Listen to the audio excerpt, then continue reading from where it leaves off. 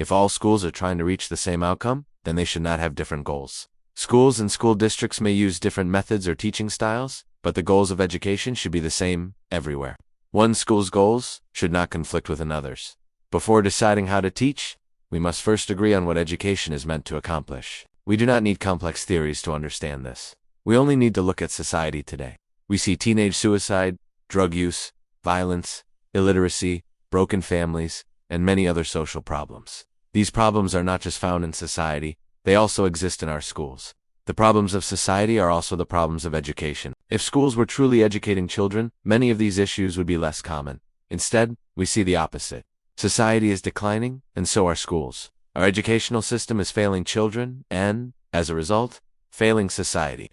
To understand what education should do, we must look at both the family and the school. Some experts say schools are not to blame for student failure and that the real problem is the home. Many families today struggle to meet children's emotional and social needs. While this may be true, the reality is that many families are no longer able to fully support children the way they once did. Most parents want the best for their children and hope they will live successful lives. However, many homes today cannot provide the structure, stability, and emotional care children need. Because of this, schools are often forced to act as caregivers as well as educators. Children who grow up in poverty or unstable homes often struggle in school. There are many reasons parents may not be able to meet their children's needs. Some parents lack the knowledge or skills needed to raise children because they themselves grew up in broken homes. These patterns are often passed down from one generation to the next. Even when parents have good intentions, a lack of knowledge or support can prevent them from being effective caregivers.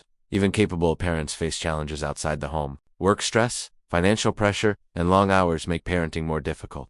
In families where both parents were core, in single-parent homes, parents may feel overwhelmed and unable to give their children the time and attention they need. Even when parents do their best, children may still feel rejected or pressured by the outside world. This is especially true for adolescents, who strongly desire acceptance and belonging. Peer pressure can be overwhelming and often has more influence than family guidance. Because of this, parents often feel confused and frustrated.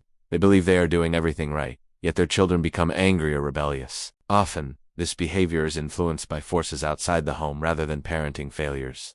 Children also go through natural stages of growth and struggle. Not every problem is the fault of parents or schools. Adolescents especially face emotional and social challenges that are part of growing up. While adults should take responsibility, they must also understand that struggle is sometimes part of development. Children today live under intense pressure in a complex world. While everyone feels stress, children often feel it the most. Many face neglect, hunger, lack of sleep, crowded living conditions, or constant conflict at home. Some are exposed to emotional or physical harm daily. Many children come home to empty houses with little adult supervision. Others live with relatives or older siblings. Some grow up in single-parent homes where the parent works long hours or has multiple jobs. These parents are often exhausted and overwhelmed, and the child feels the strain. Modern family structures also bring challenges. Divorce, remarriage, and blended families can create confusion and tension. Children may struggle to adjust to step-parents and step-siblings. Discipline and communication can become difficult, especially with older children. In some homes, substance abuse adds to the chaos. Children may witness drug or alcohol use, hear inappropriate conversations, or see unsafe behavior. This exposure shapes their understanding of life, morality, and relationships in unhealthy ways. As a result, children receive mixed messages. At home, they may see drug use normalized.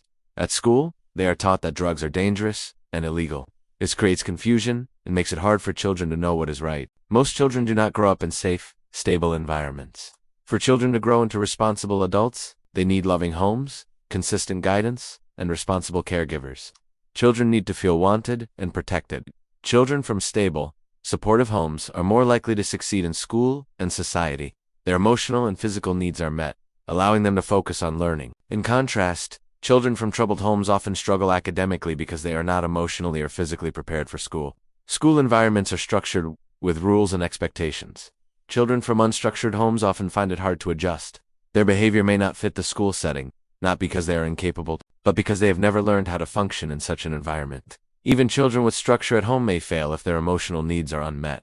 Feelings of neglect, loneliness, or low self-worth make it hard to focus on schoolwork. Their main concern becomes survival, not learning. Many teachers expect all students to succeed academically and believe failure is due to lack of effort. This can lead teachers to see struggling students as unmotivated or disobedient. Some students are labeled as having learning or behavior problems and sent to special education.